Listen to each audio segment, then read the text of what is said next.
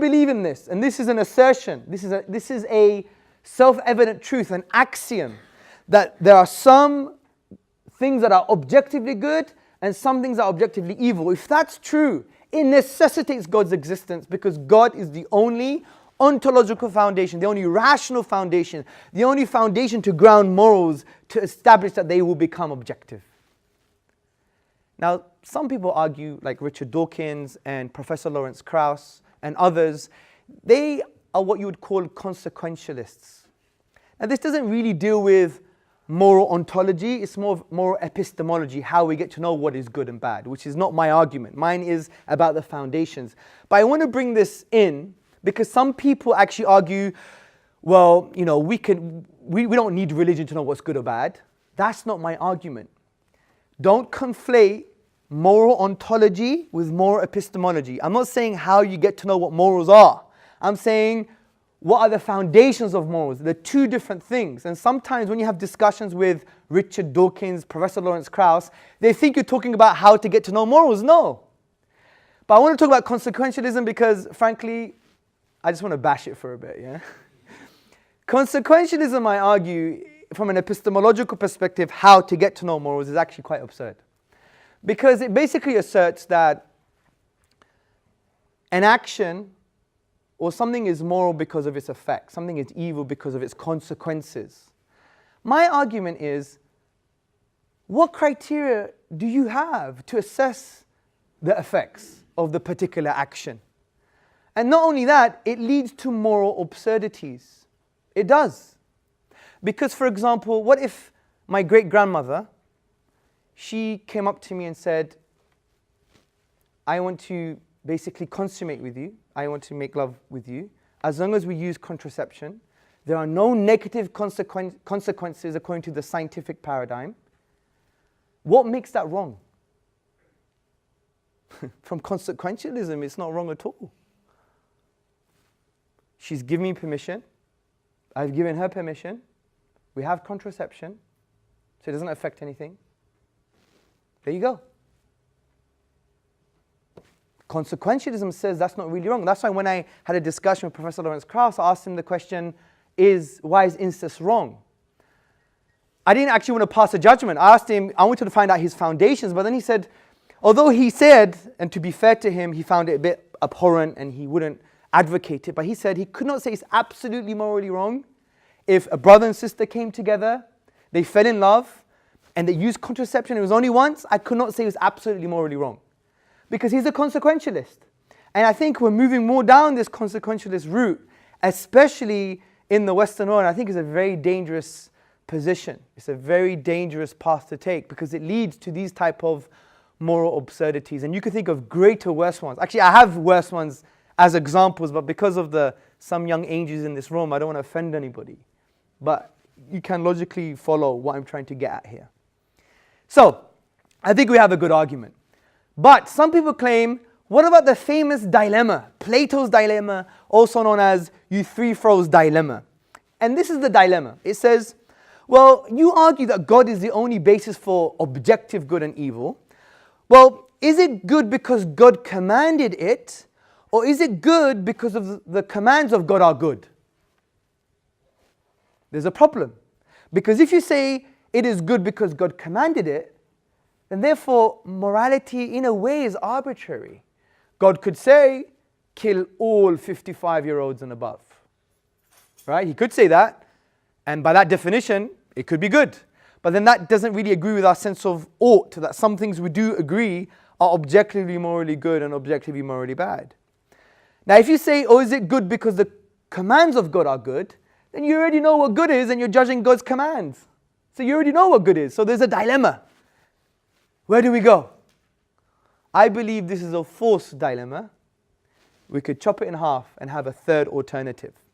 And it's summarized best by Professor of Philosophy Shabir Akhtar in his book, The Quran and the Secular Mind, published by Routledge. On page 99 he says, there is a third alternative, a morally stable God of the kind found in Scripture, a supreme being who will not arbitrarily change his mind about the goodness of compassion and the evil of sexual misconduct. Such a God always commands good because his character and nature are good. So his commands are good because they are derivatives of the divine will. And the divine will is that he is good. Now you may argue, well, why is God the definition of good? Because you're assuming God, by definition, is the definition of good. Well, I think it's easy to understand, because if God is the only being worthy of worship, then the only being worthy of worship is the morally perfect being. So therefore, moral truths are derivatives of his divine will. This is no wonder Richard Taylor, in Ethics, Faith and Reason, he says, contemporary writers in ethics who blithely discourse upon moral right and moral wrong and moral obligation without any reference to religion are really just weaving intellectual webs from thin air, which amounts to saying that they discourse without meaning. Now, let me give you the Islamic basis for this argument. Now, Islam, especially when you read the Quran, many verses imply that good and evil have an objective nature. Okay? For example, the Quran says in chapter 4, verse 78, if any good reaches them, they say this is from God. But if any evil befalls them, they say this happened because of you. Say all things are from God. What is wrong with these people that they do not understand any word? So the verse itself assumes that that good is actually good and that evil is actually evil. So it's not basically saying that good that may be relative. It's saying it's good because it transcends human subjectivity from this perspective, because the divine verses, we believe, are universal. And it's no wonder Ibn Taymiyyah, the 14th century theologian, he said, God commanded and prohibited according to his knowledge of the benefits and detriments to servants in the command, the prohibition, the thing commanded and the thing forbidden. Essentially saying that his commands are derivative of his will. And his will it doesn't go against his own nature, which is the wise, the knowing, al-Qudus, the holy, the good. And this is why if you refer to Quran chapter 59 verses 22 to 24, you see that God refers to himself as the perfect, as the holy. So therefore, by definition, he is the definition of what is good and perfect and holy. And his commands, in other words, what's right and wrong, or the duties that we have, they are actually objective because they're derivatives of his own nature, which al-Qudus, the holy and the perfect. And that's why I would argue it's no wonder John Mark Reynolds, he says in a blog, morally, the new secularists cheat at every turn. They believe in doing right, but never ground it in anything. So from this perspective, brothers and sisters, we see that we have a decent argument for God's existence is based upon what we believe to be right and wrong. Now you may think, well, there's so much difference of opinion on capital punishment and difference of opinion on how to lead a good life. Yeah, that's fine. We're not disagreeing with that. We're talking about some moral fundamentals that are cross-cultural. They transcend religious discourse. They transcend language. Those things have maintained and have been maintained in society. And if we believe as an axiom, as a self-evident truth, that that is objectively morally wrong, then how so? How do we ground it? Biology is not an explanation. Natural selection is not an explanation. Social pressure is not a foundation to ground these morals objectively. The only thing available is actually God.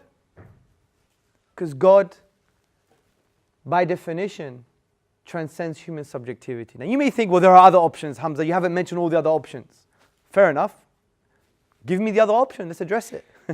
Let's talk about the other option. Let's talk about it seriously. Let's not say you're wrong because there are other options. This is called the fallacy of the phantom option. There's a ghost option available. We haven't seen it, but we believe in it, and you're wrong, right? Don't bring up the kind of phantom option, okay? And you may also argue, what about Sam Harris, one of the four horsemen, the neo-atheists? Sam Harris wrote the book, The Moral Landscape, How Science Determines Moral and Ethical Values, I believe it's called. If you read his book, I don't think he has a good case for science actually being a basis for objective morals. Now, just to summarize his argument, he talks about the peaks and the troughs of well-being. So the peaks on his moral landscape are what you would call well-being. The troughs is what you call suffering. So he says everything that equates to well-being is morally good, everything that equates to suffering is morally evil. But there are some issues here, and he actually admits this towards the end of his book. What about, for instance, thieves? If I stole £1,000 from a multi-billionaire, hasn't harmed him at all. It's increased my well-being. Is that a morally good act now because it's increased my well-being? What about non-penetrative pedophilia? What if, and there's no psychological effect, right? From a consequentialist perspective. He's 11, 12, say. And it's non-penetrative, but they do everything else. And he's happy. He has a sense of well-being, and so has the man. According to Sam Harris, then it's on the peaks. And that's why sometimes from our intuition, we could see that his moral landscape actually becomes a moral rubbish tip, frankly. But anyway, that's my view. I could be wrong. By the way, everything I've said today, I entertain the fact that I could be totally wrong. I'm not saying this in some kind of arrogant way and claim to be an amazing academic. I'm not. I gave you some of the references of the books that I referred to. These are easy concepts to understand. They may be dealt with, broken down. If so, I want to have this conversation with you, honestly, yeah? Because I like to not take pride. Pride's a bad thing Islamically from a spiritual perspective, but you know what I mean. That I'm willing to change my mind on argumentation and how we approach these issues. So, I hope you enjoyed yourself, and I hope we have a very good Q&A. And in light of the Islamic ethic, the Prophet, upon whom be peace, sallallahu alaihi wasallam, said, the cure to ignorance is to ask and learn, and this is the perfect time for both of us. Assalamu alaikum. Thank you very much.